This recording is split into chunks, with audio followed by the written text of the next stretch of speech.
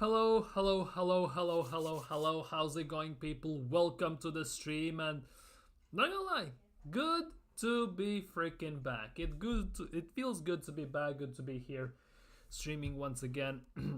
Obviously, not feeling 100 still, but I think I've gotten to a certain point where actually I can stream. I can stream maybe, as you can see and tell, maybe not talk, but say on consistent basis. But I generally believe that I'm nearly there. I think I can do the things that I need to do, and we can properly chat, properly discuss some Arsenal instances, some Arsenal situations, everything that's going and surrounding at the moment Arsenal, especially after that madness that happened against Bournemouth, that disgusting performance, embarrassment and everything. But in a way, obviously we cannot dwell too much on that. We have to learn from it, move on, and now look onto the game against Donetsk Shakhtar. We're gonna play against them tomorrow. Obviously the game's at Emirates, so that's the only good news. But again, as good as it looks and as good as it sounds, we have a game to bounce back pretty much instantly. The sad part still remains is the fact that, again, no actual, per se, guarantees, no actual news on proper squad, who's going to be fit, who's going to be ready. Obviously still Saka under the question mark, Timber under the question mark, Ben White, what's going to happen with him, our attack, Odegaard of course, whether he's actually going to return before the November international break or not, and multiple things including Tomiyasu, who has suffered a setback, Zinchenko, and quite a bit of stuff to talk about actually, since I've been off for quite a bit of time. Obviously we're not going to touch on everything obviously, but today we're going to talk about some rumors. We're going to talk about, of course, Shakhtar Donetsk. We're going to talk about the Champions League game preview, and of course we're going to talk about Cone Man music, the Cone Man music for Mikel Arteta press conference, where it was quite weird one, I'm not gonna lie. It was quite weird when some random questions got asked which didn't have the most, let's say, more the desired answers everyone, I would assume, would be looking for, of course. So we're gonna definitely dive into that. But of course, if you're new around here, don't forget to smash thumbs up, subscribe, hit that bell. Goal is to reach 300 subscribers before, well, 2025. So let's see how that goes. Get live interacting in the chat, don't forget to comment and all that goes things. And we're not gonna drag this too long. Actually, we're gonna kick things off with some transfer rumors, which is actually quite an interesting one, I'm not gonna lie. It is Charles de Ketelaere. This is somewhat old news, 3 days old, yet at the same time Arsenal and Man City are still among the clubs who are monitoring the progress of 23-year-old Atalanta midfielder Charles de Ketelaere. Obviously, he left Belgium to move to AC Milan. It didn't work out for there, so he moved full-time to Atalanta. Obviously, Arsenal played Atalanta. Wasn't the best of games. Let's not even try to think about that. But overall, at the end of the day, he's doing actually quite well for Atalanta, and Arsenal kind of have caught his eye. The thing is though, he plays very similar like Kai Havertz and something like that. He can play as number 10, he can play on a wing, and he can play as a striker. So he's, again, whole round package. He's not a specific specialist per se in a certain position, as some would actually kind of wish to have, for example, at striker as number 10, as basically have your spine of the team as specialists to basically know what they have to do. So it will be a very interesting one whether this comes to life or not, but Charles de Ketelaere is one of those that is a very risky signing. Again, I don't think it's Arsenal's level of a signing. It could work out, it could not work out. It's obviously still up in the air, so nobody knows what could happen if we sign him and what could not happen if we sign him. Same goes for Benjamin Šeško as well. He's also young, like 50-50, still also unproven, unknown what's gonna go there, but it's not a great look in general. So it is what it is, I guess. Arsenal are linked with him, so let's see if that happens. Obviously, January transfer window, I'm expecting Arsenal to do something in the January transfer window, by the way. And I'm expecting to do them, I don't want to say quite a bit, but move like a proper club. Because January transfer window has been one of those windows for Arsenal where they basically don't do nothing. In a way, you could describe Arsenal's transfer business more often than not non-existent in January transfer window. Yes, there have been some diamonds in the rough which have worked out well. For example, like Trossard. At the same time, we have signed players like Kivior when that has gone well. Jorginho as well, 50-50 I would say. He's a decent squad player, you could argue, but overall nothing exciting. And the biggest signing arguably in recent days has been most likely Pierre-Emerick Aubameyang, and that was also only because we let Alexis Sanchez go to Manchester United. So it was kind of a needs must type of deal. So yeah, it has been a really rough Arsenal in January. So one thing is also for sure, I'm expecting for Arsenal to actually move in January transfer window, especially that there are multiple instances where they need to improve, and that would be idiotic not to improve on them, of course. And not to mention the fact, if Liverpool, if City are moving in January transfer window, I expect Arsenal to move as well.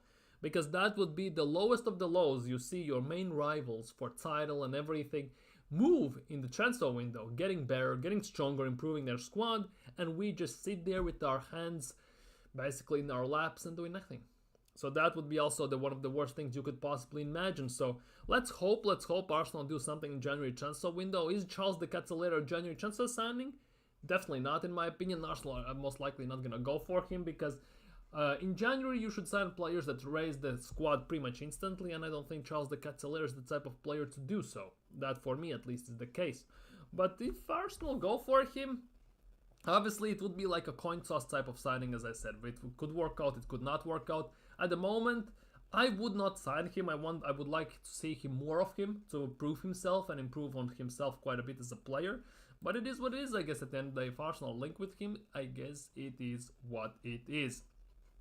This is one of the stupidest things I've seen, in a way, in the terms of that Arsenal actually are very, very non-disciplinary as a team. Obviously, we have Arsenal have, since Mikel Arteta took over, 18 red cards. 18 red cards.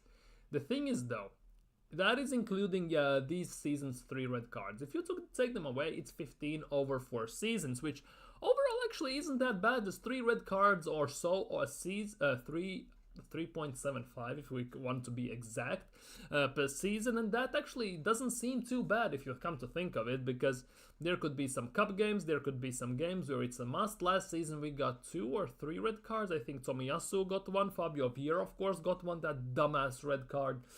I remember that vividly pretty much. And so on, obviously Granit Xhaka and players like that. But this season alone, we have gotten 3 red cards, which is basically 20% of the red cards we've gotten over the past 4 years in 8 games, which already spells trouble for Arsenal. Our squad is already quite thin, let's be real. It's quite thin in certain positions, and there are certain players we cannot, in a way, for us to perform at the highest level, afford to lose. Especially the ones we don't have proper cover for, and those ones who are specialists in our team, like Bukayo Saka, Martin Odegaard, obviously Gabriel and Saliba, and of course I would say also David Raya. I think those are the specialists in our team who basically play one position, and they are their best they're at in this team, and there is pretty much almost impossible to substitute them. Yes, you can maybe play some other players there to cover for them until they come back, but there isn't such a player you could put in there and basically not lose quality. You can improve on it because there are players to improve on that, but to keep those 2 type of players is pretty much impossible unless you're a team like Real Madrid or stuff like that. But yeah, we don't have that, let's say, at number 6 role, because if number 6 goes, it could get peak in a way. But we are seeing at the moment one of the biggest issues for Arsenal, the thinness of the squad. I'm not talking about starting 11, I'm talking of the bench, this so-called fixed bench, these 10 out of 10 windows, as Top Gooners like to scream all the time, that it's been fixed. And yesterday it showed. It showed how bad actually is our bench, because our closest reserves to replace Bukayo Saka and players like that didn't cut it. We lost to Bournemouth. We made Bournemouth look like prime Barcelona pretty much. And to make matters worse, Saliba had a bozo moment. He decided to get a red card, sent off. He's not available for a Liverpool game at Emirates, so that again instantly spells trouble. Of course, given how Liverpool are playing and how they have started the season, and we don't have a replacement for Saliba. Yes, you can say we can play Ben White at center back. We can play Calafiori and, for example, Gabriel at center back. We can play, if he's available, of course, Timber at center back. But we don't have point-per-point cover in certain positions. We don't have specialist covers in certain positions, and that obviously includes our center back spots. So not having Saliba for one game overall doesn't seem too bad. But the fact that we are not having Saliba specifically for Liverpool game, and the fact that at that time when he's doing that, he's actually not thinking about it, it's actually kind of nuts if you come to think of it. On top of that, to be honest, Saliba had quite a bit of things he could have done. Because I didn't see him look over his shoulder to see if Ben White or someone else can cover him. Evan Nilsson actually isn't that quick on the ball. Yes, he's fast, but Saliba is faster, so he could have caught him up, especially since Evan Nilsson had the ball. Evan Nilsson could have taken a heavy touch, so David Raya could have rushed him and forced an error. There were multiple, countless instances that could have happened. There wasn't a necessity to take that red card. And to be honest, on top of that, we didn't look great with 11 men. But if we even concede from that chance, we have more time than you can imagine to score 2 goals. And we have all 11 men on the pitch. We are pretty much safe and sound in that regard. And in this instance, yes, he was trying to put out a fire. He was making a foul, which in a way at the time may have seemed proper one, but it wasn't a necessary one in my opinion. Same goes for Trossard. Trossard has been quite amazing as a number 10, as an Odegaard replacement. He has played there multiple instances, and against PSG, arguably one of the best games he has had at Arsenal in general. Yet Arteta for this game decided to put him out wide and totally destroyed his momentum, his progressiveness. He cannot play on the wing. Yes, he has done good on the wing before, but overall, he doesn't have the pace to actually do great on the wing, in my opinion. As a number 10, he has been quite excellent, in my opinion, so far. Especially since he has to replace David Raya, Martin Odegaard in this instance. So, for me personally, Arteta screwed up the starting 11, putting 3 defensive box-to-box type of midfielders with no creativity at first, and then Saliba screwed us over the second time with the red card. So this loss more or less is first of all on Saliba and Arteta, and second of all on the rest of the team, to be honest, because throughout the whole game, it never looked like we are waking up. Never. We didn't have a proper shot. Our one shot on target we had pretty much the whole game was the Martinelli chance, which, if that was Havertz, I would make an argument he buries that. In the scoring form he is at the moment, and he has been especially at home, he should be burying that with his eyes closed. But again, here we are. Obviously, after a war, everyone's smart. Hindsight is a beautiful thing and all those things. But yeah, it is actually quite embarrassing and painful. Big up Nick in the chat. Big up Nick, and big up Pepper in the chat as well. I have calmed down, but Arteta has shown again that he is not the man to win us trophies. And that, to be honest, is one of the biggest things at the moment that is running to my mind as well, in a way. Running to my mind as well, because it's not about the fact that credit where credit is due to Mikel Arteta. He has changed the squad. He has gotten us back from 8th and everything to finishing top 2, to challenging Man City, to being talked as contenders for the title and everything, all that good stuff. At the same time, he's manager who is learning on the job. At the moment, it's 5th year, so shouldn't be the case as it goes to such a high degree. But one of the biggest issues with Arteta is that he makes still the same mistakes every single season. It's like he doesn't learn from them. That is for me the biggest issue. The subs don't change. He makes the same substitutions all the time, point per point.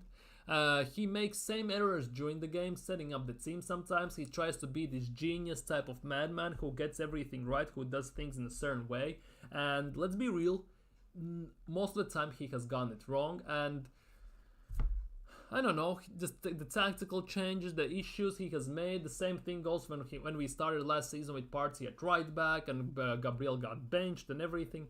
He has made the same mistakes on countless occasions, and it's a reoccurring theme, and that is the case. And at this time, when we are facing basically Man City, where we pretty much need to win almost every single game, it feels like, to actually have a proper chance at a title, to actually winning it, especially not to mention the fact that Man City last year lost only 3 games. They drew a bit more than us, and that's what basically let them win, but they lost only 3 games. Only 3 games. They drew, I think, 7, if I'm not mistaken. They drew 7 games. And Arsenal already are on a loss. They already have 2 draws. Last year we drew 5 and lost 5. Pretty much for Arsenal to win the title, we need to win almost every single game. Because to a certain level, every single draw for Arsenal is almost like a loss. Well, unless it's, for example, Liverpool at the Anfield, Man City at Etihad and stuff like that. Unless you draw there. almost every single other draw for Arsenal in terms of title race is like a loss. And that is one of the biggest things. And for Arsenal, the signals that this thing is gonna happen, what happened 2 days ago against Bournemouth, has been there for quite some time. It was against Leicester, it was against Southampton. It has been on quite on multiple occasions. The difference was we managed to get it over the line, and we definitely didn't play Trossard pretty much as a left winger. We played him as a number 10. So basically this was the game where our performances, where the result caught up with our performances. There were games that weren't just good enough, and we somehow managed to get it over the line, and that's what City do on countless occasions. Genuinely, they may have a shocking game, they may have an awful game, but they managed to get it over the line. Remember the game up against Brentford, what City had? Brentford should have probably won the game, 5-2? Something like that. Yet somehow they didn't manage to score and City came out on top. That is for me the biggest thing. At the same time, do I think we have a squad who can potentially win Carabao Cup or FA Cup and stuff like that? Yes, I do. That is also a big thing. I believe that we can. Will we? That's a whole different story. Because we have the squad to do so. We had this stream about, I don't know, a week ago? A week to 10 days ago, where we talked about the fact that Arsenal can win trophies this season. They can. The thing is though, will they? Because at the moment, with the squad, when you're looking at our starting 11, for example, is fit and everything's going our way like it has before, we can do this. But as soon as something starts to go wrong and we don't have already plan B in place to kind of change it, we won't. And at the moment, it doesn't look like we have a plan B. For the recent seasons, there has been a feeling that quite a bit of stuff has been going our way. Luck has been favoring us, and on many instances, because we were in certain last season alone, we had our whole 11 main guys that usually don't get never injured. Our usual suspects, Jesus, Partey was injured, Tomiyasu was injured, Zinchenko was injured, but our main guys like Saliba, Gabriel, Odegaard, Saka, players like that never got injured. This season is the polar opposite. Our main guys are getting injured. At some point it has to balance each other out. Obviously, I have this hope that at some point it should be balancing each other out. We had a rough start of the season, and the positive side also should be quite massive at some point during the season. That is the hope. But if we look overall in the season's overall view, we had that very positive season last season. And this is the season where it kind of balanced itself out with the injuries and some mishaps that's gonna happen. It somehow feels that way because universe, as much as I don't believe in such things, but I believe in some instances as well, it balances each other out. It's in perfect balance. It's yin and yang and type of thing. And Arsenal are kind of taking from one side a bit too much, it feels like, and the other side is now getting its revenge in a way, if you get what I mean.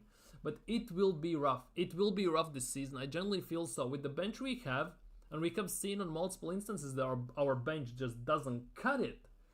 It could get very rough around the very, very rough at some point.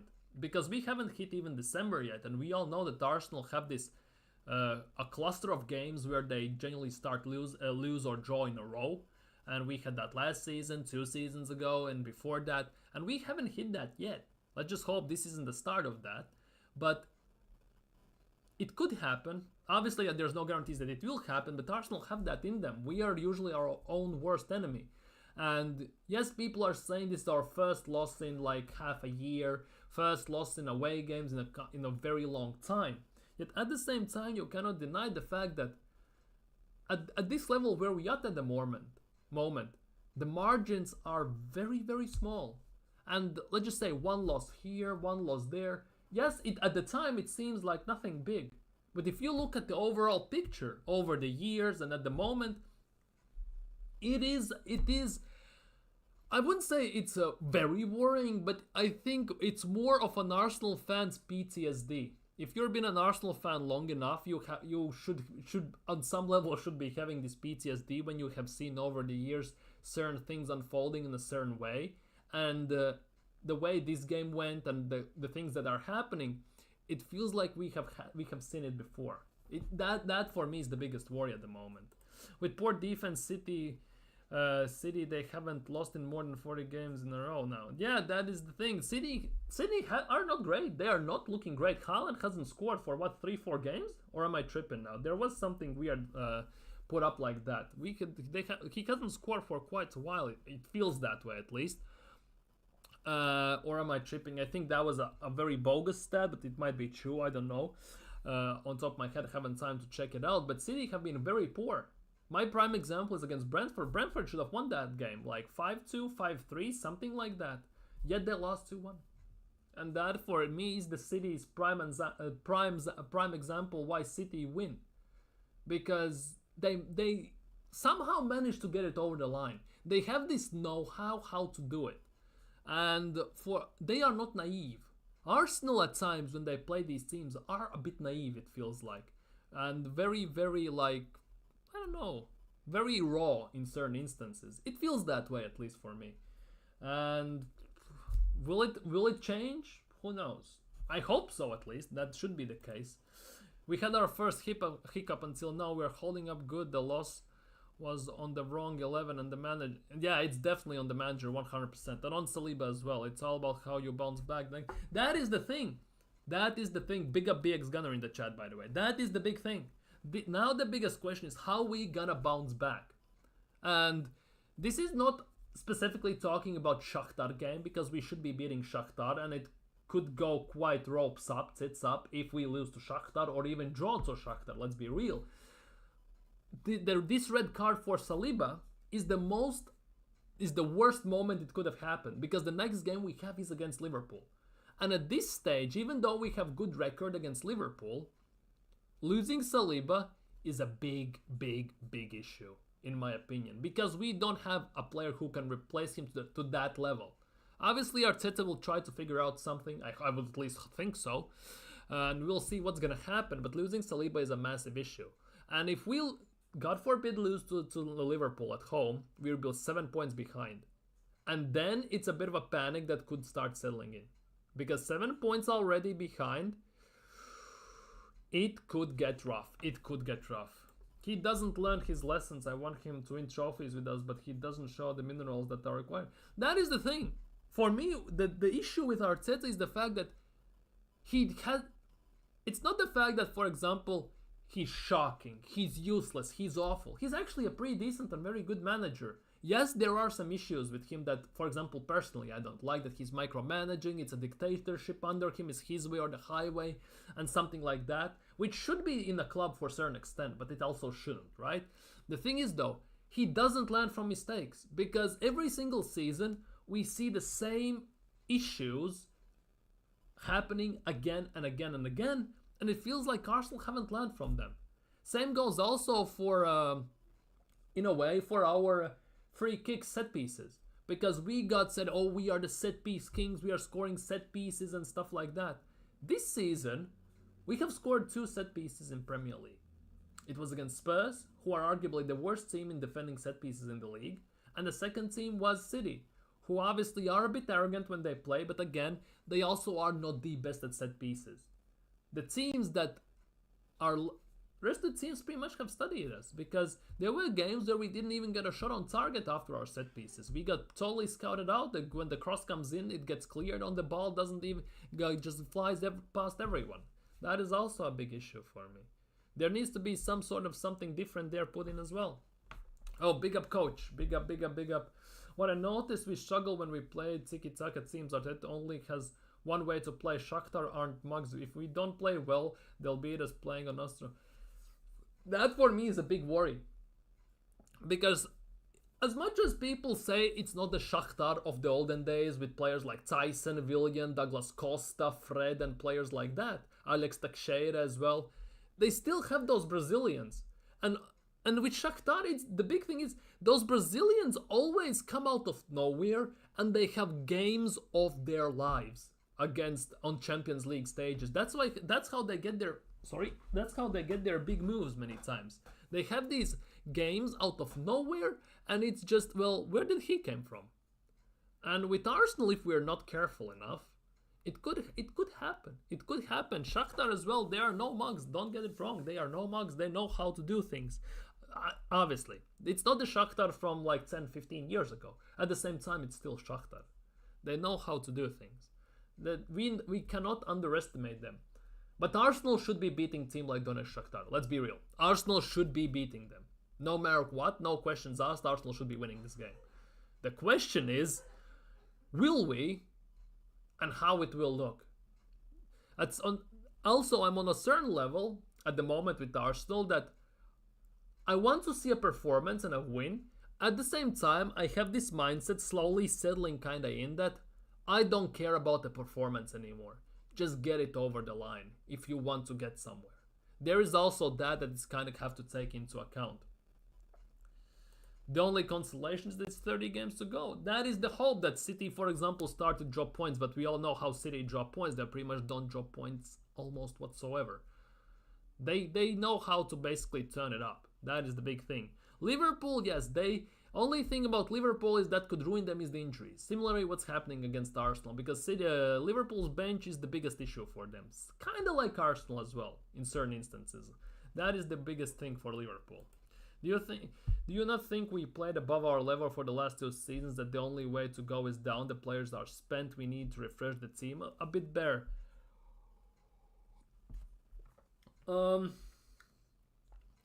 I think we have overachieved a bit. I definitely believe so, because the way we have performed, the numbers we have put up with the squad we have, and I'm not, and this is not about starting 11 per se. This is more about the bench. It's quite extraordinary. No team can win a title with only 12, 13 guys, or 14 even. You need a whole 18 to 20 man rotation that you can put into play. Obviously, City have that. Obviously, Real Madrid, Barcelona, those teams have that. The thing about Liverpool is when they won the title, they literally the thing that made Liverpool win the title was the fact that they blew City out of the war. In the first 25 games, they lost only once or twice. Rest of them or one loss, 2 draws, and rest of them were wins. They were about 15, 20 points pretty much ahead of City, it felt like, by January. And all they had to do is keep getting points, and City will never catch up. They basically blew them out of the war. Otherwise, you saw what happened. As long as City is in a breathing distance, in a touching distance of you, 3, 2, 6, 7 points, more often than not, they will basically catch you and overtake you, because we all know the City's 100-point season, where they got 98, 99 points. Liverpool got 91 point less, basically. If City are within reaching distance, bigger chances than not that they will get you. That is the big thing with City. That is the City we know, basically. Although they are not as great as they were, yes, their points tally, their output might drop a bit at the moment. At the same time, they know how to get it done. That is the biggest thing. They have that know-how, they have the squad to do so, they have the rotation to put into play. And let's be real, in Premier League, there isn't another team who can rotate the squad and not lose a level like City. There isn't a squad, and that is their biggest strength, I think. They just don't tire out in a way. I remember how well Porto defended our set pieces last year. I believe that teams took leaves from Porto's book. They have scouted our systems, how we play, and we saw that yesterday. You know how we defend our set pieces. So what Bournemouth did, they played it short, one flick, and bang, we can see the set piece. And it was the same thing. Remember 2 seasons ago when we were still 8 points ahead? We played against Newcastle at home. It ended in a 0-0 draw, I think it was. In the first 15 minutes, Eddie Howe decided to go toe-to-toe with us, and Arsenal nearly scored three quick goals. Eddie Howe said, okay, that's it. We are going to 4-5-1, we are packing the midfield, and they're not going to get sniff of a chance to attack. It ended in a 0-0 at the Emirates. I think it was our first draw in a very long time there, because we tend to destroy teams there at the Emirates. And since then, quite a bit of teams slowly started to adapt the same strategy. Pack the midfield, play mid-block and everything, and not allowed to have any room to run into gaps and play ball there. And it started to work. It instantly slowed us down. that is also a case. It legitimately takes one team to stop a very strong team to even set up an inkling of a blueprint of what you should do to try and nullify them, and every single other team that's going to face them in the future is going to look at that and take what they need and try to implement in their defensive strategies instantly. That is also a big thing. And as long as Arsenal don't have a plan B, plan C, or even plan D to counter these mid-low blocks, to counter the way other teams are playing, and to basically force their own game on them, it will never change. Arsenal will get shut down in many instances. And we are seeing that. We are seeing that. This Bournemouth game for me was the fact that finally a result caught up to our performances. No, or the performance. No, result caught up to our performances, because we didn't have a great performance. We had shocking performance, and the result showed. Before that, we weren't great against Southampton. We weren't great against Leicester, but somehow we managed to get it over the line. We always had to get punched in the face, pretty much, to actually wake up and see, oh shit, we have to throw it down. This time, Bournemouth, what they did, they basically knocked us out pretty much instantly, and Arsenal never they started the match slow, then they punched us in the face, knocked us down, and we never recovered. They finished the game with a penalty. That was the cherry on the top of the cake, pretty much. I can never imagine Arsenal doing what Liverpool did in a month of Sundays. We'll see. We'll see. The game is about to happen. It's a 4:30 kickoff on Sunday. Arsenal versus Liverpool.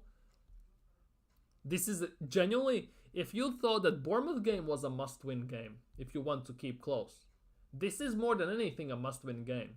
Because let's be real, at the end of the season, I think it's game week 35 or 36. One of those. I think it's the third or the fourth last last game of the season. We have to go to Anfield, and if by then even we are close, it could get again ropey. Although it's very far ahead. It's like it's like 25 games ahead still. I'm looking way too far in the future. Arguably, you could tell that this game will show what is what. How Arsenal could do without Odegaard and Saliba, for example, two of our main guys being out, because if Saka also is out and we are losing arguably our three main and biggest stars in the club, it could get dicey. It could get dicey. If we don't have proper tactics, plan B, plan C, and other situational awareness in place. Because all the games Arsenal have played, minus, I would say, PSG game, we have started the game very slow. It took us about 10 to 15 minutes to grow into the game, to realize how we should be playing, to realize what is going on. And it shows in every game. That for me is a big worry. It takes us very long time to kind of get into the game. Look at how many of our players played the entire last two seasons, like Saka, Gabi, Mags, etc. Exactly. We did that. They played almost every single game from bell to bell, right? From the start till the end, without substitutions. 2 seasons in a row. And that also doesn't include cups, international friendlies, international games, World Cup, and Euros, and all the things that happen in between, Nations League and all that stupidness. So if you accumulate that together, they are kind of drained. Obviously, it's getting worse and worse by season based on how UEFA and FIFA are doing things, and Infantino and all them smurfs there, but it is what it is. I guess they have to live with it, because nothing's gonna change unless everyone goes on strike or something. Imagine all footballers in the world go on strike simultaneously. For example, no football for a week, 2 weeks, a month, until basically FIFA actually want to change things and reduce the national team games that have no importance or something like that. That would be nuts. Like, train unions go on strike. Imagine football world goes on strike. That would be insane. But anyways, yeah, I think also quite a bit of our players are spent, because if you're one of the biggest teams in the world, you tend to have some of the biggest players in the world. Let's be real. They're very well-known names, and they play one of the main roles usually in their national teams. And so you can have those players, but actually to support those players, you also have a decent rotation. And at the moment, Arsenal don't have that rotation.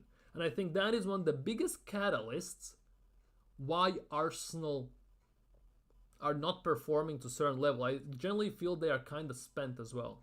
That's why, on some level at least, physically or mentally drained a bit as well. It kind of feels that way, I'm not gonna lie. And plus the way Arsenal sometimes defend as well with whole 11 men, that takes extra strength and mental energy and everything. It kind of piles up, and at the time when you at least expect it, it strikes and you get injured, or you fall off a cliff or something happens, and if you cannot snap out of it, or you it's a very serious injury, you are kind of done. Chelsea bought 3 squads as per the American model of drafting players between the 3 teams they have to complete for the first team. Pretty much, it's basically what Todd Bowley did. He built a hockey squad, a hockey team. If you don't know what hockey is, basically, and you're living under a rock, it's a team of 22 players, well, 25 technically, but 22 players, 2 goalkeepers, 20 players, 6 defenders, 12 attackers, and 2 are on the sidelines for changes. But you have four shifts of 5 players, and they basically rotate every 30 seconds to 1 minute most of the time. 20 if you want to keep up the tempo. And that's what Chelsea are doing. They can basically switch their team every other game without... They will lose quality, that is the big thing. But they should have sorry. They should have enough quality in certain aspects to play in Conference League, to play at Carabao and FA Cup against lesser sides. And when the going gets tough, you can put the main guys out there. They have the squad to do so. Our guys are tired. They look shells of themselves. Yeah, and one of the prime examples, to be honest, is Martinelli. Because since the 2 seasons ago, he looks genuinely like a shadow of himself. And the other one, in my opinion, if I'm not including Declan Rice because he has admitted himself, I think it's Bukayo Saka. He plays one of the main roles for Arsenal, plays almost every single game from bell to bell, plays for England almost every single game bell to bell. And on top of that, Saka always, and it's not a coincidence that towards the last 10 games or so in the season, you can see that he disappears. He doesn't have the same intensity, same energy, same agileness, same energy, because he is spent. That is the big thing. And do you think 2 weeks during summer between internationals and between seasons and pre-season training regime is enough for a player to recover? No, it's not. It can work for the first 3-4 months, 5 months maybe, but then again it starts to hit you slowly. I saw they had Felix and Neto and Mudryk as a second string team attack on the bench. Yeah, obviously Mudryk is Mudryk, but it is what it is. But having Felix and Neto is actually quite amazing. Their whole attack basically is quick, pacey, agile with good dribbling. Not the best finishing, but they will create loads of chances. Chelsea is one of those teams who can score on any given day 3, 4, 5 goals, but they can also concede 3, 4, 5 goals, given that the biggest issue for them is defense and midfield link-ups. That is the big thing. We could be embroiled in top 4 battle if we are not careful. And that is the thing. That is the biggest thing. If we lose next Sunday, it could come slowly to that. The realization slowly could settle in. Especially, we don't know how long is Bukayo Saka out. By the way, we're gonna go to Coleman music in a second. But Odegaard apparently is gonna be back, allegedly, before November international break. How will he look? God knows. Bukayo Saka apparently could be back before Liverpool game, but one can only hope, because he's our second most creative player after Martin Odegaard, technically. Based on stats this season, it's Bukayo Saka who's more creative, at least assist-wise, and everything. So it's not looking great for Arsenal, let's be real. And I genuinely hope that Arteta doesn't play Trossard on the wing again. Play him as a 10 while Odegaard isn't there. Genuinely, play him as a 10. That's his best position. That's where he has had the best games this season. Why ruin this good thing going on for the game against Bournemouth also is beyond me. Why couldn't you just play play Trossard in the 10 and Martinelli on the wing, although he might be not fit for the full 90? Okay then, play Manieri. Why not? Just don't play 3 defensive box-to-box type of midfielders that cannot create anything pretty much. One has no legs, Other one slips on his ass every single time he takes a step in Declan Rice. Party of the three had the best game yesterday. And even he didn't have the best of games, but he was the best out of three in the midfield. Merino at the moment, I think he could play in Premier League. But at the moment, at least, at the moment, he looks well off pace. He cannot pass. He had about 66 or 65% pass percentage in yesterday's game.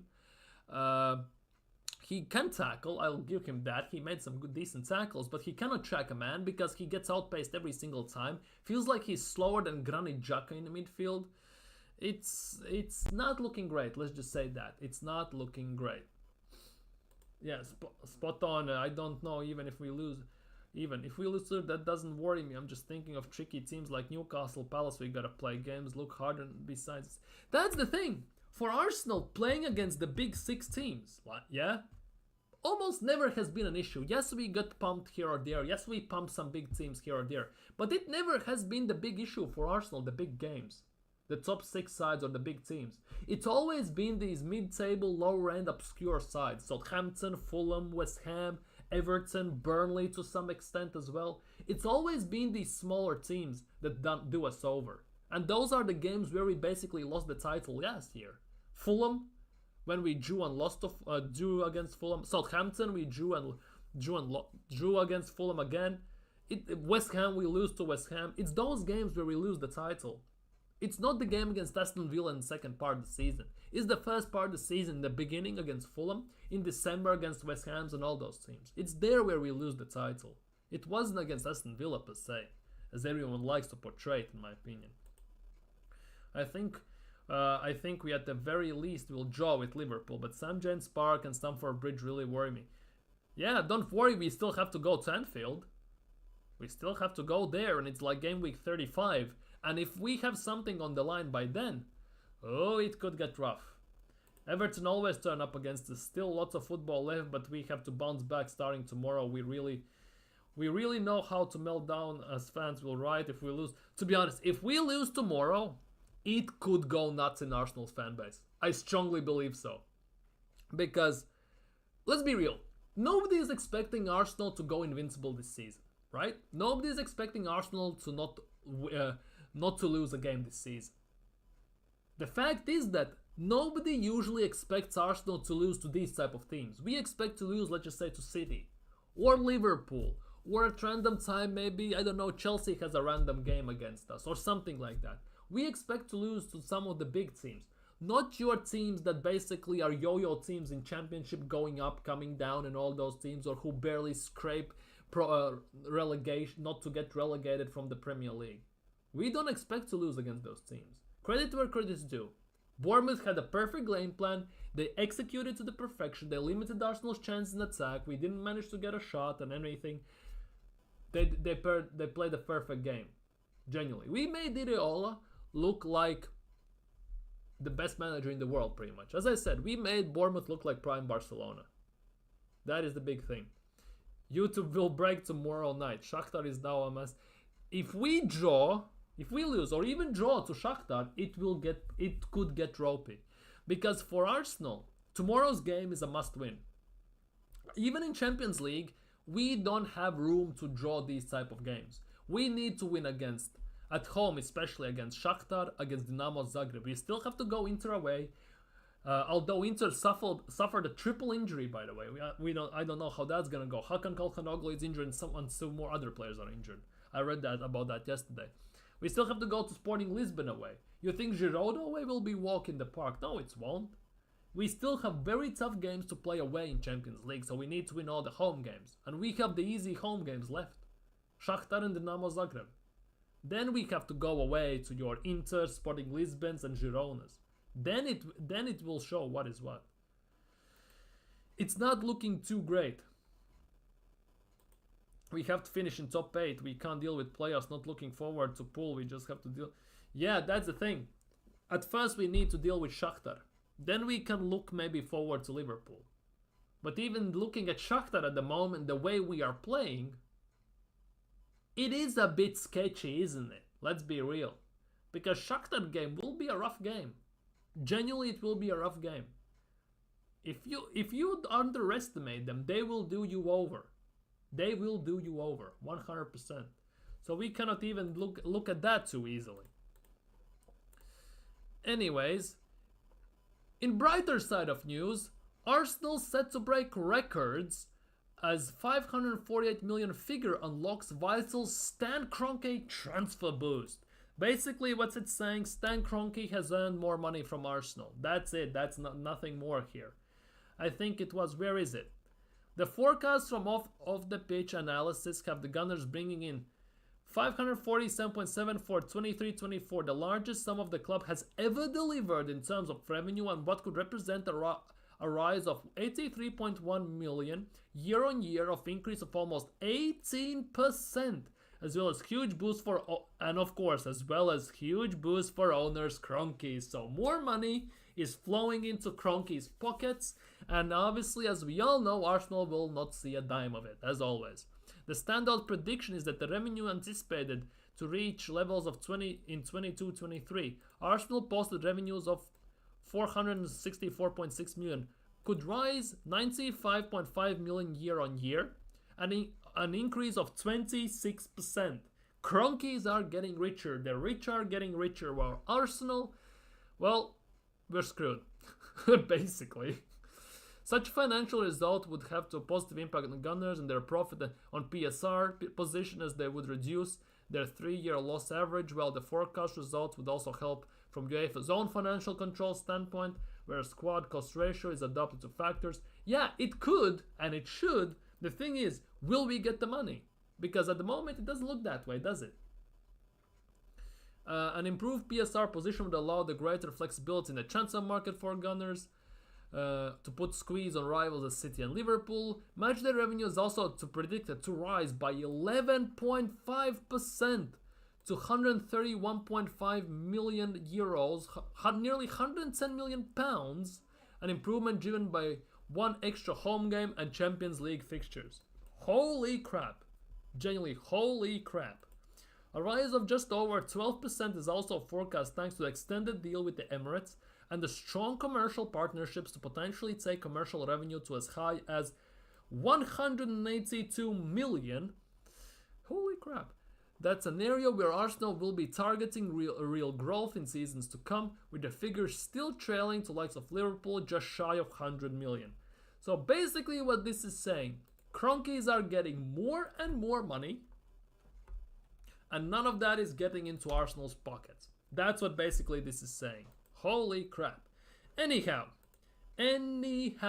let's do some, and you all know it, Cone Man music. Hola, Cone Man music. Mikel Arteta was back into the reality center on Monday on his pre-Shakhtar Donetsk press conference. Let's read a bit and see what he got asked, because I have a very sneaky suspicion, as they usually do, they didn't ask shit to him. On the message to our players after the Bournemouth game, very clear, we put a bit of perspective into the situation. Obviously, we want to win in any context, whatever. The reality is we made that context. He loves the word context, isn't it? He spoke there for 10 seconds, used the word context twice, and here's again context and another context and everything. Ay, Dios mío, I don't even worry. On our disciplinary record, playing with 10 men, obviously there's an issue. Yeah, who cares? Like, it's Saliba's bozo moment. On availability of Odegaard and Saka, finally something useful. They are closer and both progressing really well. Martin is still not fit with Bukayo. Let's see how he feels today and in the training session that we have later on. So there is hope. Then Bukayo could actually play tomorrow. There is potential hope. Well, it's gonna happen, nobody knows, but there is hope. Hopefully, at least Bukayo Saka is ready for Liverpool game. That is the biggest thing. In our first defeat in 17 matches and having to eradicate mistakes. Holy crap. I think we are already aligned that we cannot continue to play with 10 men. No shit, Sherlock. That's fine, it's easier to say than to get it done, because there are very specific moments that adjust that situation, but it's reacting. Defeat is part of the game, part of the sport. It happened in very specific conditions as well. Let's move on, take that pain that we'll still have in the tummy.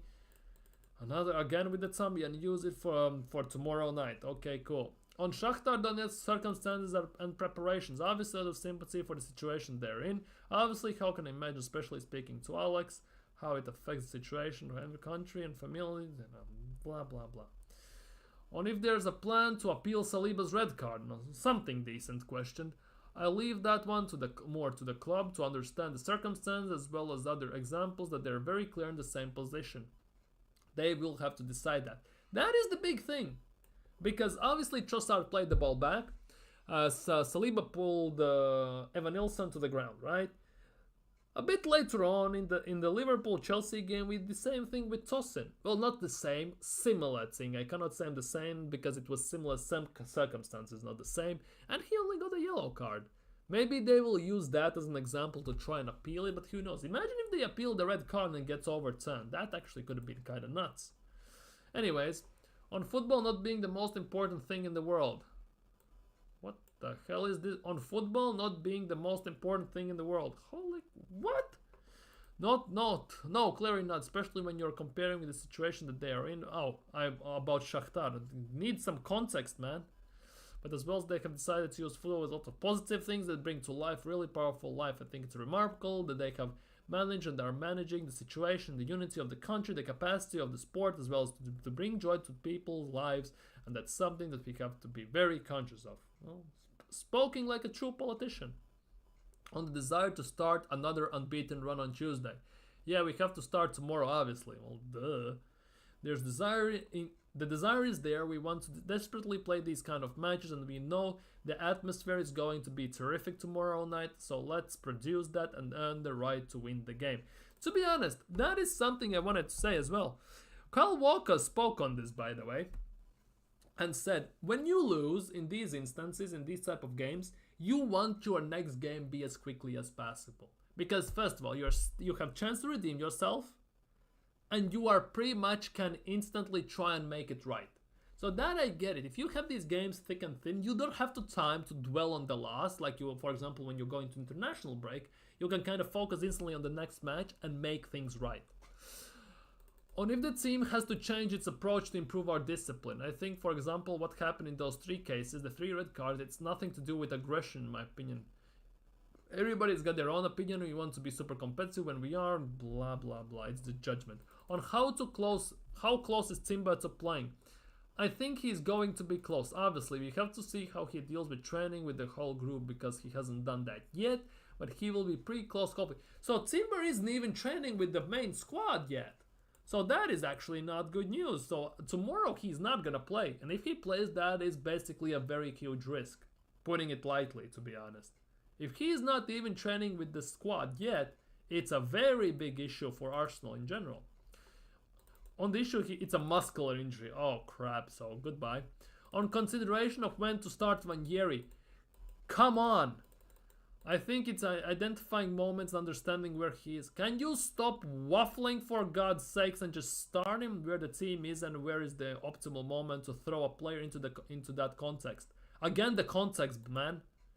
So what was the optimal moment to throw him in when you're 2-0 down against Bournemouth and feed him to the Lions? Was that the most opportunistic moment when to sub him in against Bournemouth? You basically fed him to the Lions.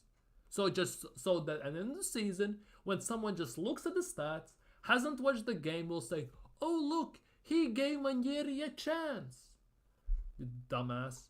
He's already done a lot of in very short period of time, so let's take it step by step and make sure the steps are consistent and can follow him to grow in the manner and form that we want him in the team. Start him tomorrow and shut the fuck up. On how our midfield were performing before Saliba's red card. Well, shit, there's no argument about that. Generally, shit. Well, it was different obviously because Leo has been playing more central. Well, why didn't you play him there then?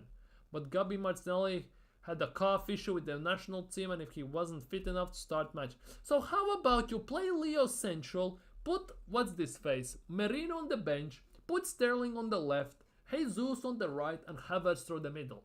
How about that? Huh? How about you do that? You still have Martinelli off the bench, Ranieri off the bench, Merino off the bench. How about you do that? Especially with what happened last year when we lost him for 5 or 6 weeks. We didn't want to do that, which meant we had to adapt. But we had to. I can't deal with him saying the same word in one sentence 3 times over. It's a very difficult to have a proper assessment because I expected the first 15-20 minutes away at Bournemouth to be a certain way. Yeah, well, it was a certain way, just not the proper way. There are different and new connections that obviously with the injuries that we have to try. It's like the first time we play Leo and Kai. Dios mío. I heard a lot of things about whether we are playing 4-4-2, then it was flowing, it was magnificent, so things need sometimes unique. So play 4-4. I'm not even getting. Yesterday was not the best one to use. Nonetheless, like a lot of things. Yeah. How Zinchenko's role has changed.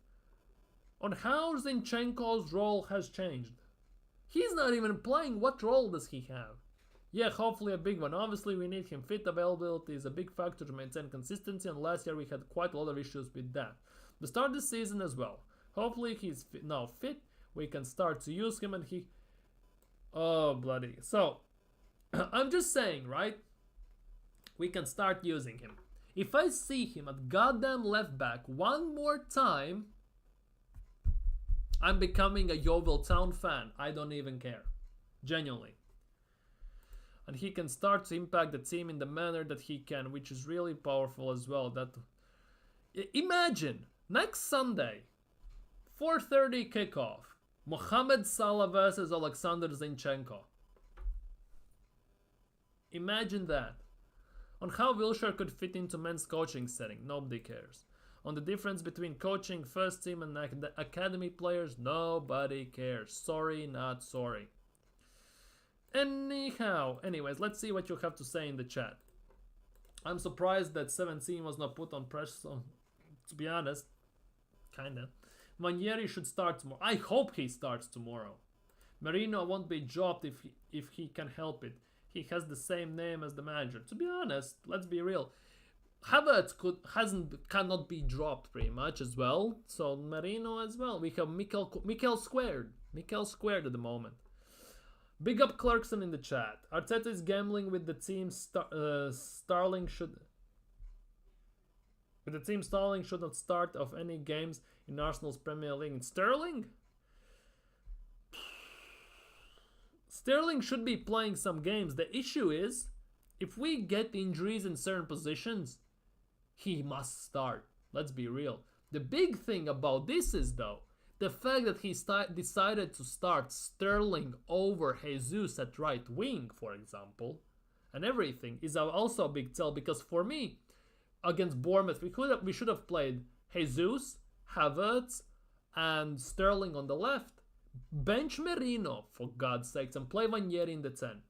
Oh no, sorry, Trossard in the 10, my bad. Play Trossard in the 10 and then bring Manieri on as a sub.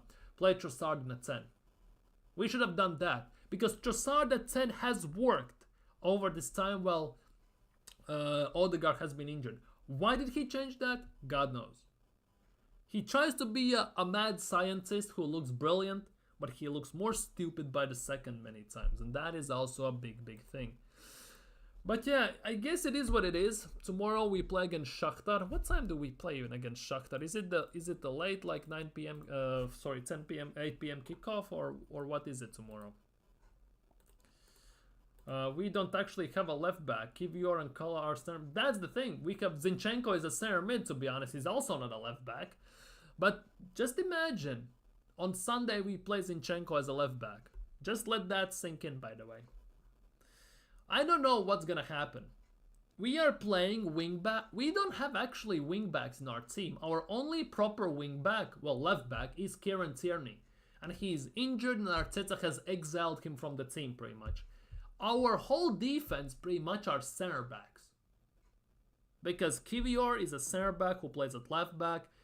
Calafiori, even though he played his early career at left back, his last 2.5 seasons he played at center back, so he's more of a center back at the moment, so he's a center back. Timber is a center back who can play right back. Ben White is a center back who can play right back. And Tomiyasu is a center back who can play right back and left back. And obviously Saliba and Gabriel are center backs. So we actually only have center backs in the team if you think about it that way. Timber left back and White right back, Kala and Gabriel. White also center back. I don't know what's gonna happen. Timber is not playing tomorrow from what I understand from the interview, so that will be very interesting because he hasn't trained with the first team yet. So if he's not in a physical training, I'm not putting big chance of him actually starting. That for me is also a big thing. I don't know what's gonna happen, how it's gonna go, but it's not looking too good. Now, anyways, let's see tomorrow's game. What time do we play? Arsenal versus... Oh, we play at 8 p.m. Okay, Arsenal versus Shakhtar Donetsk. Anyhow, I guess on that note, we are finishing here. So if you're new around here, of course, don't forget smash thumbs up, subscribe, hit that bell. Couldn't only mean Kiwi at left back. It looked either Kiwi or someone has to play center back, right? So either he's gonna play White and Gabriel at center back and put Kivior and Calafiori as wing backs, or he's gonna put Partey as a right back, by the way. Don't forget he still has that option.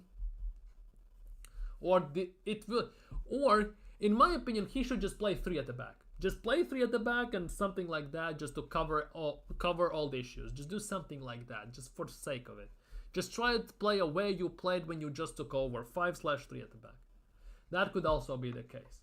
But anyways, guys, I think on that note, I'm gonna end it here. Thank you guys so much for being here. You have been freaking fantastic. If you're new around here, of course, subscribe, like the thing, everything. You have been freaking fantastic. Big up Coach, Pepper, Clarkson, Nick, BX Gunner, Clarkson in the chat. You have been freaking fantastic. It's good to be back, I'm not gonna lie. You have been phenomenal. Big up everyone. See you all.